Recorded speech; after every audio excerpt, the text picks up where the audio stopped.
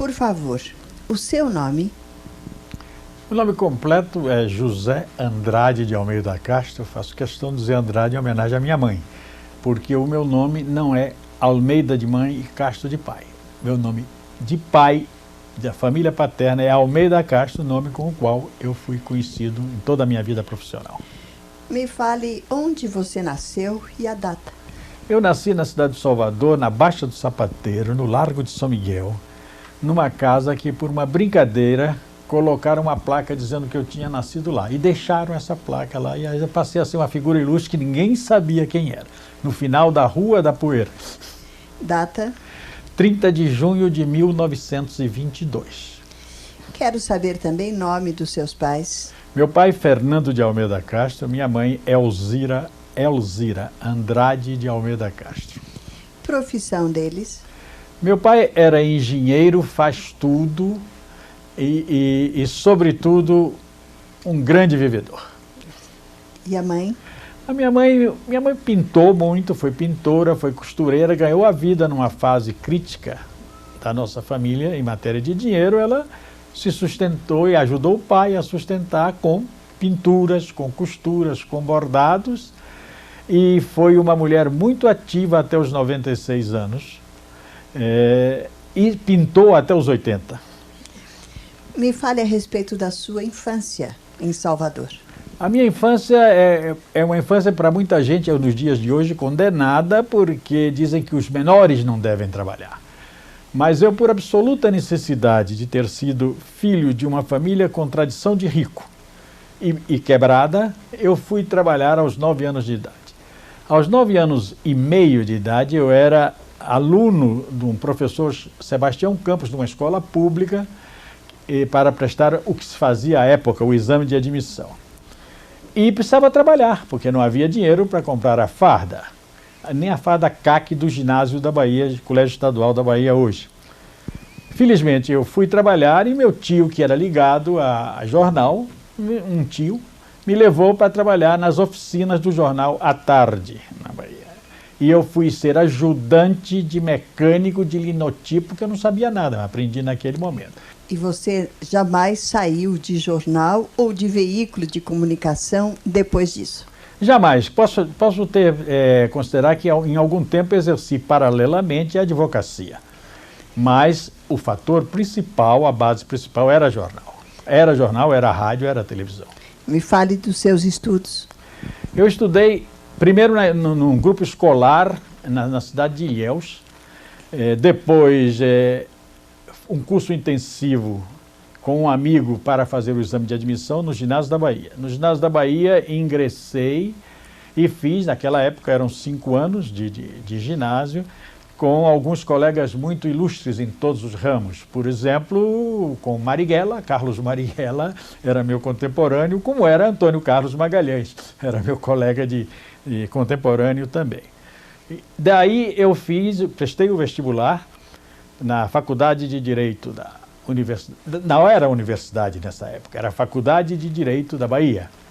Eu passei o vestibular numa época em que nós éramos na classe 40 alunos, nada mais, e me diplomei 5 anos depois, sem ser dos mais brilhantes, mas também sem ser dos piores, trabalhando normalmente. Daí, bom, depois dessa, fiz um doutorado em legislação trabalhista na Universidade Federal do Rio de Janeiro, já, e depois tive a felicidade de poder fazer 3 universidades americanas, já com cursos de mestrado na área das comunicações. Então eu fiz o Missouri, a Universidade do Missouri, onde tive a oportunidade de estagiar na KOMU-TV e tive como mestres figuras famosas da televisão americana. Depois estive na KTTV em Los Angeles, na época em que eu estava na Universidade da Califórnia de Los Angeles, na UCLA. Posteriormente fiz um estágio na Universidade de Chicago e um outro curso na Universidade de Denver, na Califórnia, onde trabalhei nos estúdios da KLZ de Denver, da Aladdin Broadcasting Corporation. Esse foi a minha área profissional de estudo, mas eu nunca parei de estudar. Voltemos ao garoto de 9 anos e meio, lá como ajudante de mecânico de linotipo no Jornal à Tarde. Fale sobre ele. Primeiro eu tenho que dizer que muita gente hoje, viva, que poderá consultar ou ver este depoimento, vai perguntar que diabo é linotipo. Porque linotipo é uma coisa que já desapareceu há algum tempo. Tem gente até aqui presente aí que está dizendo, linotipo, o que é isso? Acontece que eu me permito um segundinho para sair da área da televisão para explicar que linotipo é uma máquina inventada por um cavaleiro chamado Mergenthaler, que transformava as letras de um teclado, agitadas por um teclado, em moldes de chumbo. E esse molde de chumbo, então, imprimia umas folhas de papelão que se chamavam flãs. O trabalho no linotipo era com a temperatura média de 320 graus ao redor e uma quantidade de antimônio muito grande. Esse garoto de 9 anos e meio ouviu o conselho da mãe e, ao invés de pegar o dinheiro que davam para comprar leite, que era o antitóxico que o jornal dava, e gastar em outras coisas, ele tomava leite, bebia leite. Então, eu nunca tive nenhuma intoxicação. A partir do linotipo, eu fui ser paginador, que é outra posição bastante difícil, em que você aprende a ler ao contrário de cabeça para baixo. Naquela época, os tipos estavam...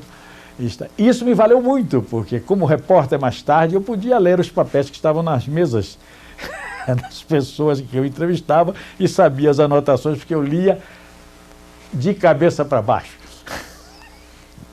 Em poucos anos você mudou então totalmente a sua posição no Mudei jornal. Porque eu tive a oportunidade de fazer uma das piores coisas dentro de um jornal, que é ir fazer cobertura de crimes, a reportagem policial. Mas isso ainda garoto? Ainda garoto, na tarde, com quase 12 anos, eu me acostumei a ver pessoas acidentadas em pronto-socorro e a considerar as pessoas, no meu linguajar jornalístico, como boneco, porque o secretário de redação sempre me pedia, não esquece de me arranjar o boneco, ou seja, a fotografia do morto.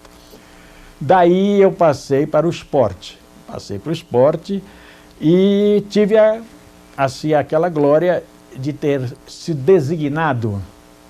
Eu e Antônio Carlos Magalhães, os dois, trabalhávamos no mesmo jornal nessa época e fomos os dois ao Campo da Graça, na Bahia, ver o treinamento das duas seleções brasileiras A e B que iam jogar a Copa do Mundo de 1938, dirigidas por Ademar Pimenta. E foi então nessa época que eu comecei a me interessar pelo futebol e por Copa do Mundo, que é muito importante, porque a partir da reportagem esportiva, eu fui levado por convites para o Rio de Janeiro.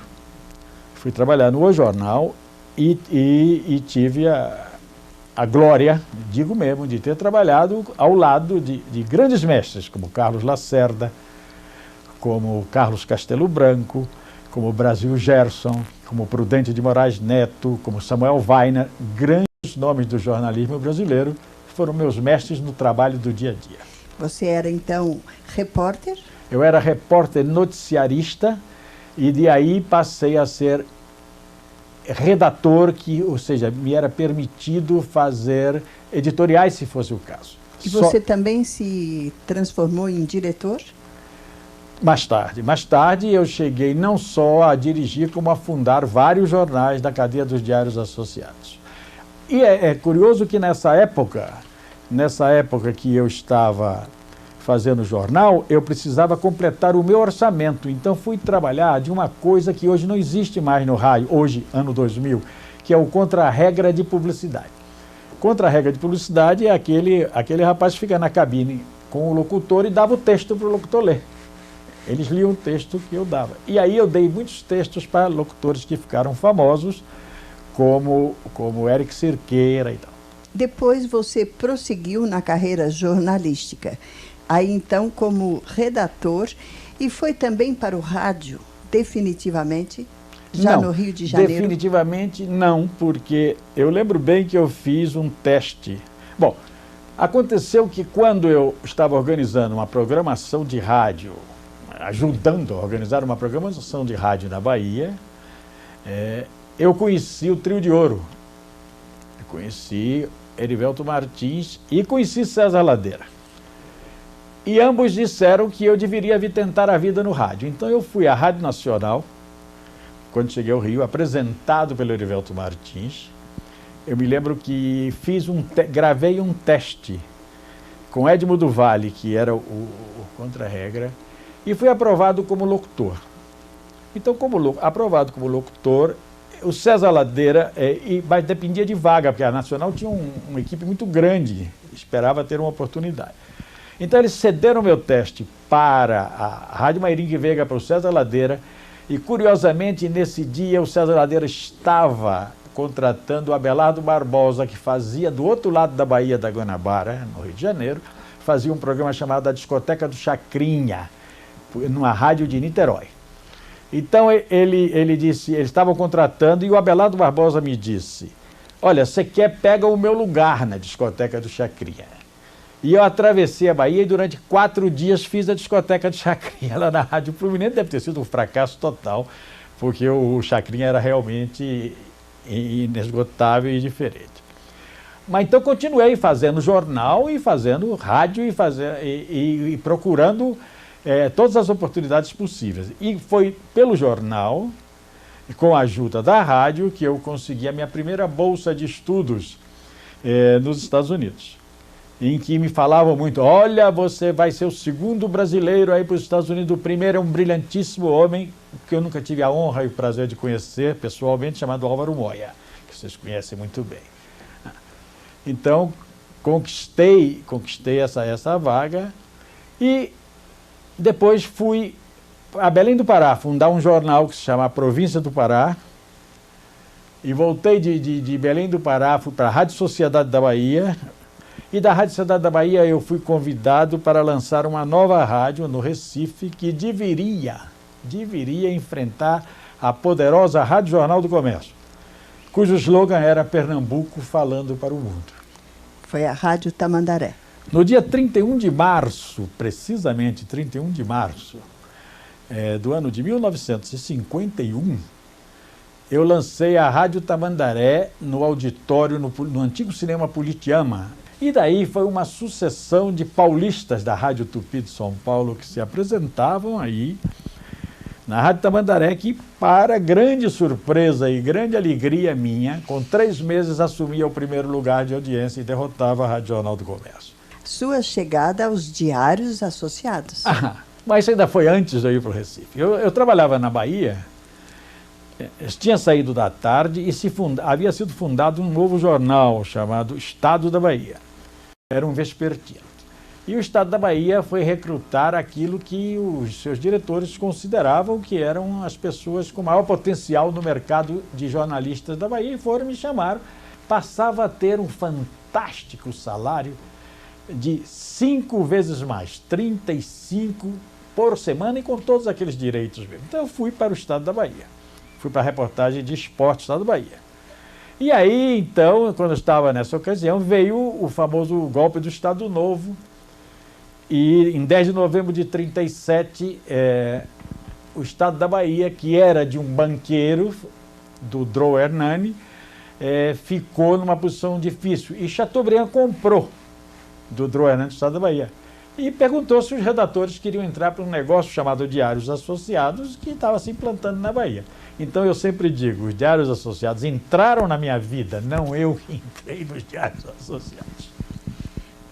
Me fale da sua carreira longa nos Diários Associados. É longa mesmo, foram 37 anos e meio de trabalho. Entrei de repórter, ou eles entraram quando eu era repórter esportivo, e fui diretor executivo de todo o grupo, que foi quando eu praticamente saí. Eu saí dos diários em 74 e dizia que estava saindo por não concordar com certas diretrizes que o alto comando estava impondo e que eu considerava que eu não podia sustentar. Antes da sua saída, por favor, voltemos um pouco à sua estada. Eu quero saber a respeito da televisão na sua vida. A televisão na minha vida surgiu, eu não diria que por acidente, porque não foi bem isso. Até 1955, janeiro de 55, João Calmon, que eu pertencia ao grupo que alguns pejorativamente chamavam dos Calmon Boys. Então, Calmon, em 55, em 11 de janeiro de 55, o Calmon voava do Recife para o Rio de Janeiro, ao lado do Chateaubriand, quando o Chateaubriand perguntou para ele como vão as empresas do Recife. E ele disse, vão muito bem agora. Então, meu filho, você não tem mais justificativa, você desembarca no Rio de Janeiro, diretor-geral da Rádio Tupi. Tá bom. Então, eu voltei ao Calmon e disse, e agora que você mudou para o Rio, eu vou para onde? Ele disse, você vai aproveitar aquela bolsa de estudos que você conquistou e ainda não usou e vai para os Estados Unidos aprender televisão, porque eu preciso de você na televisão. Precisava de mim, era uma forma que ele tinha de dizer de uma pessoa em quem ele confiava. E eu fui para os Estados Unidos. Então eu comecei errado em termos de televisão brasileira, porque eu não comecei improvisando. Eu comecei estudando numa universidade que tinha um canal de televisão e estagiando. Quando eu voltei, fui fazer a TV Itacolomi, de Belo Horizonte. Já existiam as duas Tupi, Rio e São Paulo. E um ano depois, fui ser o diretor-geral da Tupi, quando fizemos a mudança da Tupi do Rio, da Avenida Venezuela, 43, quarto andar, com a sua coluna no meio do estúdio, para a Urca, para o cassino da Urca. Você, porém, dirigiu, apresentou, produziu grandes programas na TV Tupi do Rio de Janeiro. Fale sobre isso. Não, eu apresentei, quando eu entrei na TV Tupi do Rio como diretor. Então, a minha entrada na apresentação de programas na TV Tupi, não atrás das câmeras, não na botoneira da mesa mas frente às câmeras, ela foi consequência de um episódio muito desagradável ocorrido entre J. Silvestre e os Brinquedos Estrela. Nós apresentávamos naquela época no Rio de Janeiro o sucesso de Aurélio Campos, eu sempre digo, o sucesso de Aurélio Campos em São Paulo, que se chamava O Céu é o Limite. E nós fomos para o Rio de Janeiro e no Rio de Janeiro lançamos um programa, O Céu é o Limite, às 8h35 da noite das segundas-feiras, que era sucedido por um programa de uma outra pessoa que eu vi cantar e adorei e levei para o Rio, chamada Lenny Everson. E então, esse programa tinha como apresentador J. Silvestre, porque Aurélio Campos não podia ir às segundas-feiras ao Rio. Então, J. foi apresentar o programa. E um dia nós inventamos fazer um programa, sugerimos fazer um programa chamado A Estrela é o Limite, destinado às crianças, sob a base do currículo escolar, e apresentado nos mesmos moldes. E convidamos J. Silvestre para fazer. Ele não pôde fazer esse programa por 2 semanas seguidas, porque ele era da Standard Propaganda. E a conta da Estrela não era da Standard. Então, eu nunca esqueci que eu sou Goldberg da Standard. Disse, mas como vamos fazer? Vamos perder este horário? E eu disse, se o senhor confia, eu faço hoje e nós ganharemos um tempinho. E fiz aí esse programa e fiquei 4 anos como líder de audiência. Depois desse programa, Erval Rossano, que à época era um ator que era muito mais comerciante, que vendia programas e procurava se virar para ganhar dinheiro, Erval Rossano fez com a Sabatina Maisena um outro negócio que tinha também em São Paulo, chamado Sabatinas Maisena, e me convidou para apresentar. E finalmente, dado o sucesso dessas apresentações, a Thompson me convidou para fazer um programa que era uma coisa parecida com o Céu Limite, que era 1 milhão Pro Bel. E eu fiz 1 milhão Pro Bel aí também. E nesse meio tempo surgiram outras coisas, eu fui ser diretor. Por exemplo, dirigi, levei para a televisão carioca, tenho o orgulho de dizer que levei Fábio Sabag e uma coisa chamada o teatrinho Troll, Vesperal Troll, e convidei e levei para a televisão uma das maiores escritoras, se não a maior escritora brasileira de peças infantis, Maria Clara Machado, do Tablado. Estreamos com uma peça da Maria Clara.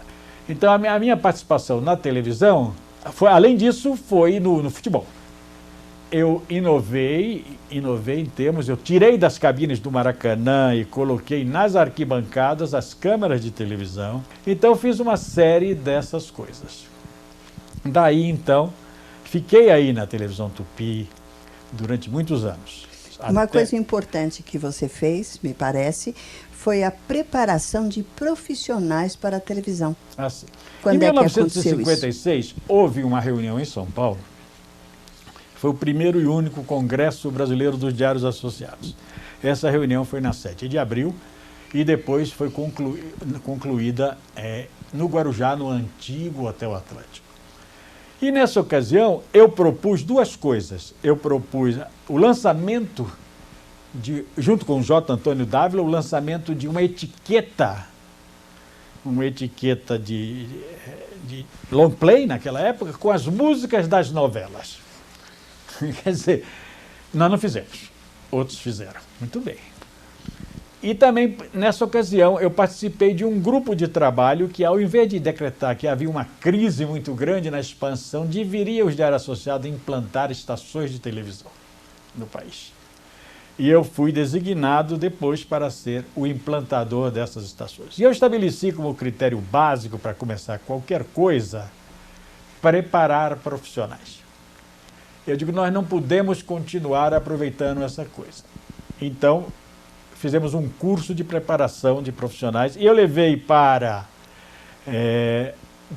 de São Paulo Péricles Leal, que fazia o Falcão Negro, Tito Bianchini, que era um grande cortador de programas, Alcino Diniz, era o nosso premiado no Rio, e aí fizemos no Rio de Janeiro, com técnicos, todos os nossos câmeras, todos os nossos redatores, todos os nossos locutores, eles que iam trabalhar nas emissoras que seriam lançadas no ano seguinte, eles deveriam fazer este curso. E a prova pública era um espetáculo às 11 horas da noite de cada equipe. Almeida Castro, por favor, me fale sobre emissoras de rádio, de televisão que você implantou por todo o Brasil. Eu vou preferir, desculpe, não falar mais muito de rádio, porque foram várias emissoras de rádio, pequenininhas, como a Araripe do Crato, ou maiores, como a Tamandaré do Recife. As televisões são mais marcantes, porque elas foram, além do mais ou menos compactadas na época. Em 59, Vitor Purri Neto, que é hoje um professor da Escola Politécnica da Universidade de Minas Gerais, dispensou o pessoal da RCA e montou, erradamente, com a minha opinião, fui voto vencido no 24º andar de um edifício muito bonito em Belo Horizonte, no edifício Acaiaca, a TV Itacolomi. A TV Itacolomi foi um sucesso na vida de Belo Horizonte, custou muito a que chegasse a outra emissora. Depois disso, nós tivemos, no ano de 60, a Saga de Brasília, que é uma coisa muito, muito interessante, porque muita gente é padrinho, é pai, é dono de tudo que foi feito em Brasília, e, em geral, todos esses donos e pais não fizeram nada, nem estiveram nunca lá. Há uma grande discórdia de informação, uma grande divergência de informação, que eu me permito tomar o tempo para lhe contar. No dia que o Chateaubriand conseguiu que o Juscelino ordenasse ao Alckmin que desse verbas para nós adquirirmos os primeiros videotapes que chegaram a este país, as 10 máquinas RCA quadruplexes que vieram para esse país. Essas máquinas foram importadas com todas as vantagens, porque o Chateaubriand disse ao Juscelino que elas serviriam para transmitir em direto a inauguração de Brasília para o resto do país. E a transmissão da cerimônia de Brasília começaram os donos.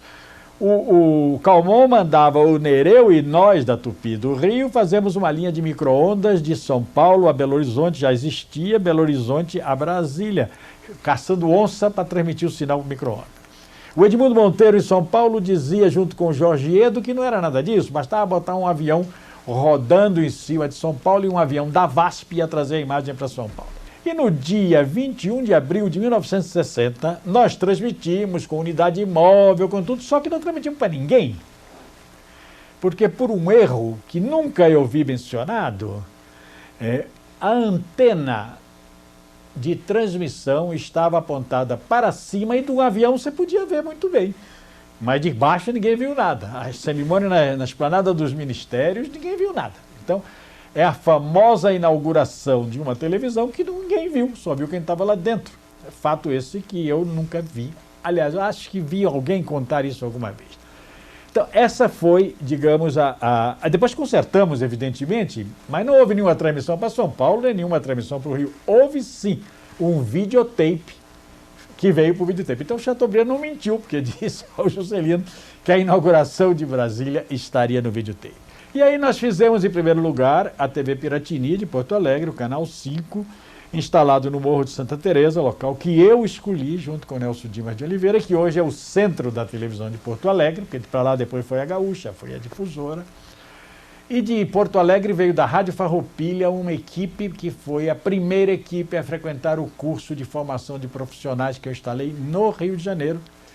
E lá estavam os profissionais que iriam para Porto Alegre, para a Bahia, eram as duas emissoras, e para o Recife.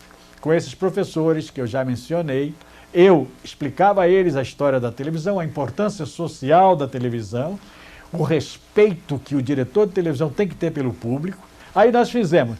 Então, para mencionar, por exemplo, alguns nomes, eu levei para Porto Alegre para ensinar as locutoras, que naquela época a locutora, a garota propaganda era a figura.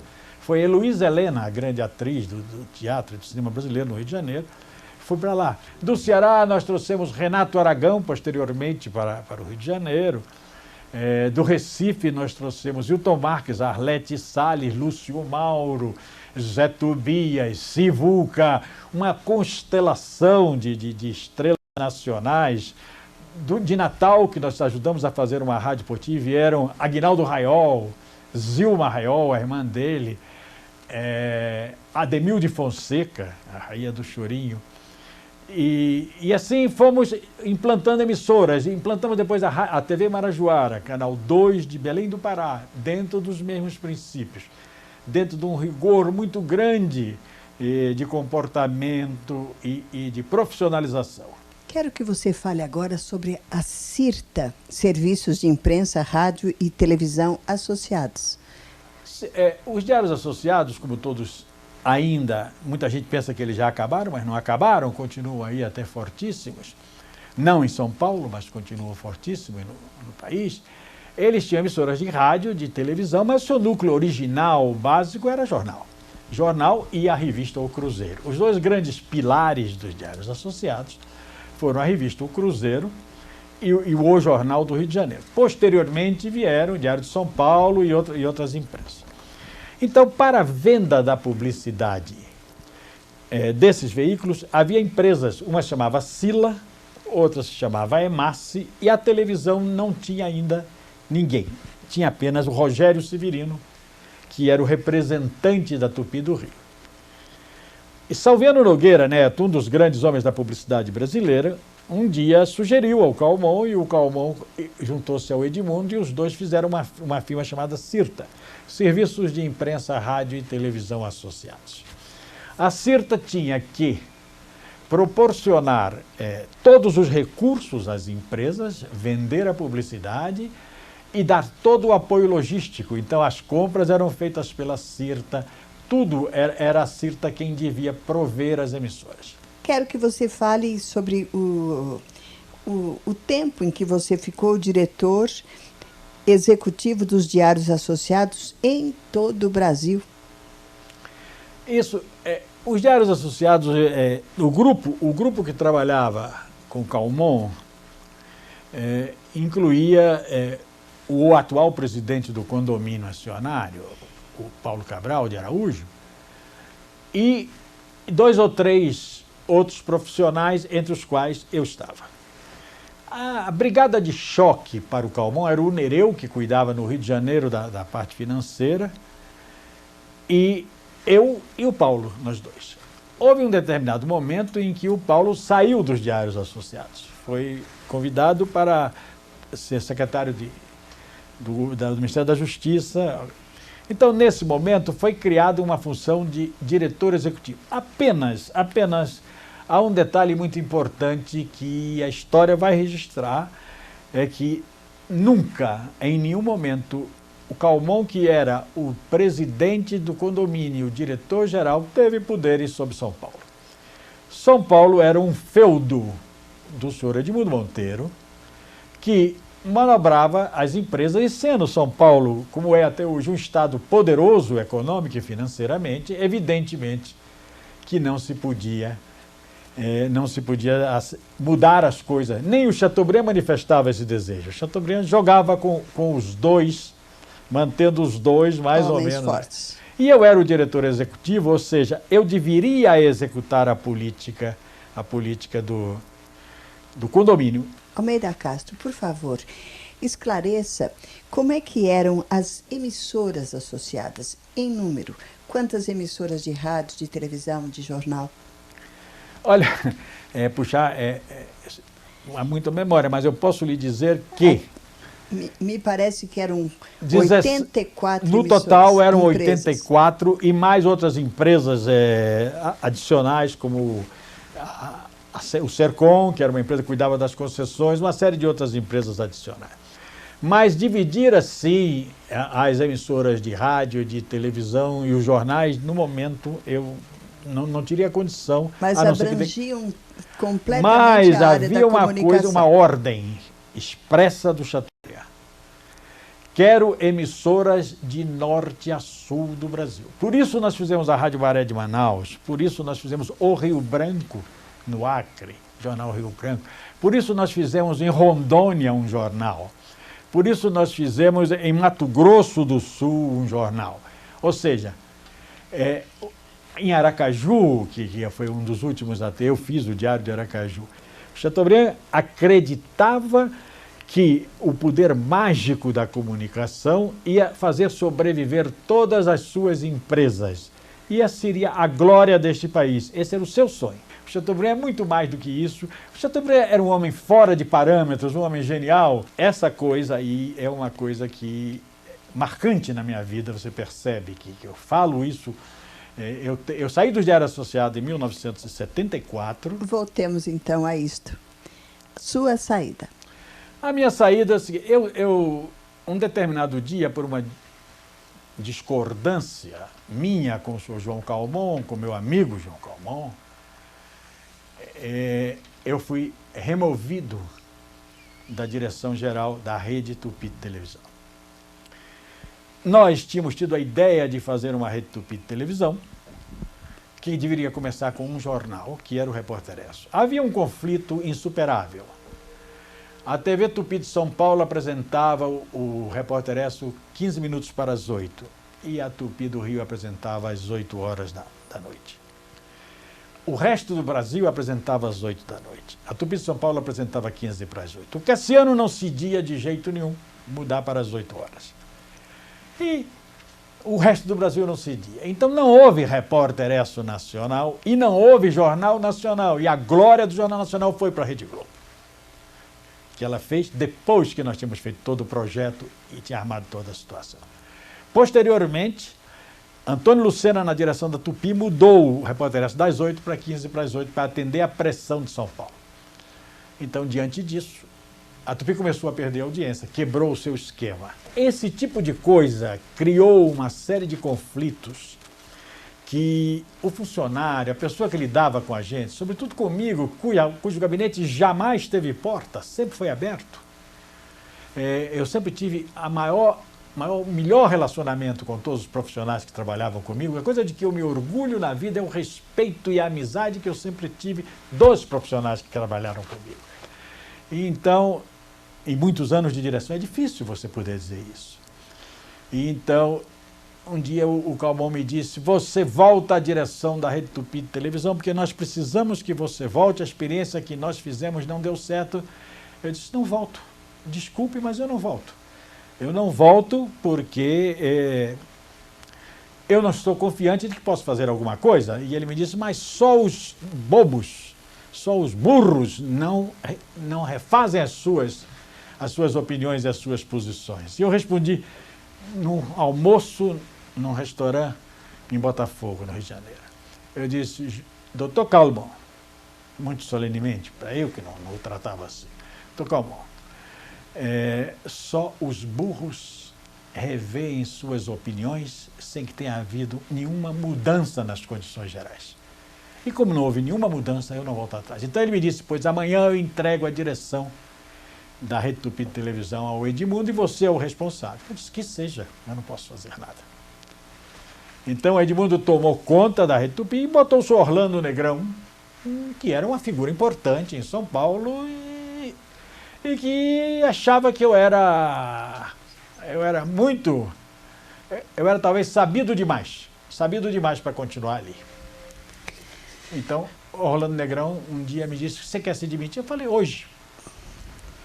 Aí me pagaram os 24 meses com títulos de clientes, cujos eu não pude receber porque já tinham sido recebidos.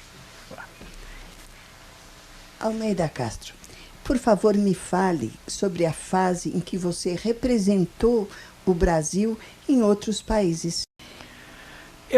Em 1962, quando nós fizemos a ABERT, que foi um movimento nacional da maior importância, que garantiu a existência da televisão e do rádio na forma que elas são, privadas, naquela época, eu tive também a obrigação de fazer um contato, como a ABERT, um contato com associações internacionais. A ESP de São Paulo representava o Brasil junto à Associação Internacional. Enéas Machado de Assis havia fundado a associação. Então, eu fui obrigado a levar a ABERT com João Calmon para lá. E foi aí que começou a minha coisa de me interessar pelo exterior, com o apoio de muita gente que via no exterior a grande fonte de novos conhecimentos, de novas fronteiras, e outra gente que dizia que aquilo era o grande brinquedinho que eu tinha arranjado para passear. Nesse brinquedinho para passear, eu fui o único brasileiro a participar da organização da televisão ibero-americana, que hoje atende a 600 milhões de telespectadores e cobre as 3 Américas e que desde o dia que eu deixei é dominada pela TV Globo. Almeida Castro, por favor, me fale a respeito dos prêmios que você recebeu. Os prêmios físicos são ou fisicamente demonstrados através de diplomas, são as comendas. Eu acho que algumas das mais valiosas para mim são o bronze que a Associação Nacional de Radiodifusores dos Estados Unidos me deu pela defesa dos direitos da liberdade, do direito de exprimir, do direito de pensar. É uma águia de prata que eu recebi em Las Vegas numa cerimônia que me comoveu muito porque foi dada 14 ou 15 anos depois que eu tinha deixado a direção da Tupi.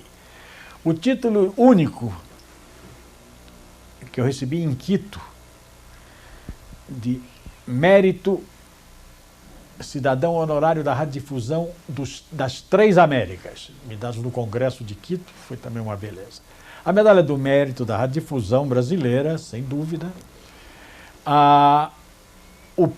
Alguns prêmios, como o prêmio de Berlim, o prêmio de Alexandria, no Egito, por atividades internacionais. O fato de eu ter sido membro de carteirinha, vamos dizer, do Comitê Assessor para a América Latina da Eurovisão. Quer dizer, e algumas coisas, e os prêmios maiores que eu tenho, é que você pode ouvir falar muita coisa de mim, mas você nunca ouviu um profissional que tivesse trabalhado comigo dizer, ele conscientemente me fez mal. Eu acho que esse é o maior prêmio que eu tenho. Ter lidado com milhares e milhares de pessoas e, às vezes, recebendo o agradecimento por fatos que eu nem me lembrava mais, nem sabia mais, porque eu não fazia para tirar esta ou aquela vantagem. Então, esses, para mim, sem nenhuma demagogia, são os grandes prêmios da minha vida. Então, esses prêmios que eu recebi são os prêmios que eu respeito, que eu nunca trabalhei por eles. Trabalhei no sentido de ter assessores que arranjem que eu seja isso ou seja aquilo. Por favor, me fale a respeito dos livros que você publicou. Anteriormente, há anos atrás, eu tinha publicado 2 livros que não tiveram nenhuma repercussão. O nome deles? Um deles foi eu tenho até um capítulo aí comigo, que é um estudo socioeconômico sobre a televisão na Iberoamérica. Esse trabalho foi publicado na Espanha, em espanhol. Esse trabalho faz parte, como tese, de uma discussão em que estavam figuras como Abraham Moles, com todos os grandes homens da televisão, Humberto Eco, todos participavam desse seminário em Palma de Maiorca, que se chamava Altos Estudos de Televisão. Essa tese se chama A Influência Econômica do Subcontinente Ibero-Americano, dirigindo a forma de ser da televisão. Depois disso, eu fiz mais os livros de maior repercussão. Fiz mais um outro livro sobre a crença no homem, não livro de autoajuda, mas livro que dizia que onde não há ideal, força mental, desejo de fazer, tudo que se faz é falso, é relativo, é factível, mas morre. O que fica é aquilo que é feito com alma, com sentimento, com coração, com garra, ainda que precisemos do dinheiro para viver. Mas é fundamental. E, finalmente, esse livro da OTT, que você conhece, 25 anos de televisão via satélite, que foi publicado em português e espanhol por uma editora de Portugal e uma editora de Barcelona. E é um livro que conta uma história de alguém que foi o único do Brasil que em 1970 acreditava que o futuro internacional e que a televisão ia para frente. O único do Brasil que firmou um documento entre 9 pessoas apenas que acreditavam nessa coisa, 9 pessoas do resto das Américas. O brasileiro era o único. Então, isto aí o livro revela e mostra. A OTT hoje é uma organização que tem sede própria no México, sede própria que custa mais de $1 milhão, e que foi até agora a grande controladora dos grandes eventos mundiais, que me levaram a coordenar, coisa que o Brasil não dá nenhuma importância. Eu coordenei as transmissões de rádio e de televisão para todas as Américas, África e Ásia, dos Jogos Olímpicos de Montreal, dos Jogos Olímpicos do México, do Campeonato Mundial de Futebol da Espanha, do Campeonato Mundial de Futebol da Argentina, dos Jogos Olímpicos de Moscou. E, mais ainda, houve ocasiões em que, quando a televisão brasileira não me queria, a televisão do Uruguai me credenciava para representar seus interesses. Então, essas coisas são normais e habituais, as pessoas passam, ninguém é obrigado a se lembrar do meu nome. Para isso, vocês estão fazendo esse momento belíssimo, que se alguém tiver interesse alguma vez, vai vir no seu acervo e vai ver que aqui estão depoimentos verdadeiros ou não. É a questão de cada um julgar e comparar com os fatos. Portanto, esse foi. E o outro livro foi outro livro também, na minha opinião, ligeiramente sabotado, que foi um livro 135 anos de história da bola, uma pesquisa de 10 anos nos arquivos da FIFA, contando a verdade sobre a história do futebol, desde a fundação da FIFA, e belíssima confecção, que vendeu alguma coisa no Brasil, mas que foi um grande sucesso de venda em Portugal, e que provavelmente, se Deus quiser e a saúde permitir, vai ter uma nova edição agora vertida para coreano e japonês, para a Copa do Mundo 2002. Almeida Castro, você é presidente de honra da AIR. Fale sobre isso. Aí, quando eu mencionei o fato da ABERT, da ida posterior, eu mencionei que a ABERT teve que manter os seus contatos representando o Brasil. Logicamente, o Calmon era o presidente, ele foi e eu era o seu assessor. Então, já depois, houve um outro congresso no Brasil e eu já fui presidente do outro congresso da AIR aqui no Brasil. E, posteriormente, em 1970, eu fiz uma campanha clara e aberta dizendo que eu queria ser presidente da AIR. Eu fui eleito pela primeira vez presidente da AIR, substituindo o americano Herbert Evans. Normalmente, o mandato era de 2 anos, mas normalmente os presidentes ficavam 6, 8 anos. Eu, com 2 anos, convoquei outra eleição, fui reeleito. Convoquei outra eleição 2 anos depois fui reeleito outra vez. Quando eu completava 7 anos de presidência, um dia eu disse, o Enéas Machado de Assis, testemunha desse fato que eu estava ao meu lado, eu disse para o Enéas, você comunica a esse pessoal que não adianta insistir que eu vá ser, eu não posso mais ser presidente, não tem mais condição de ser presidente, já passou o meu tempo. Então, eles elegeram um uruguaio, e então me deram o título, me entregaram esse título, presidente de honra, e hoje sou presidente de honra. Agora mesmo vai haver um grande congresso em Madrid, e eu fui convidado na qualidade de presidente de honra. Encerrando, gostaria de uma frase sua para arrematar, para compor esse seu depoimento. Antes da frase propriamente dita, eu tenho a impressão que é muito difícil você resumir em poucas palavras, sobretudo alguém loquaz, falador, aberto como eu, todo o sentimento. Mas eu poderia deixar a seguinte, digamos, com muita pretensão, a seguinte mensagem. Nós não devemos ficar presos às coisas do passado e procurar justificar a nossa inércia pelo que já fizemos.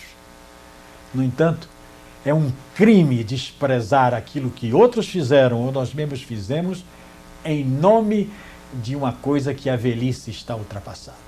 Os jovens só constroem um mundo com o respeito aos mais velhos, àqueles que fizeram algo certo ou errado, contribuíram para que eles existam e para que eles sejam o que são hoje. Obrigada, foi uma grande honra estar aqui hoje com você.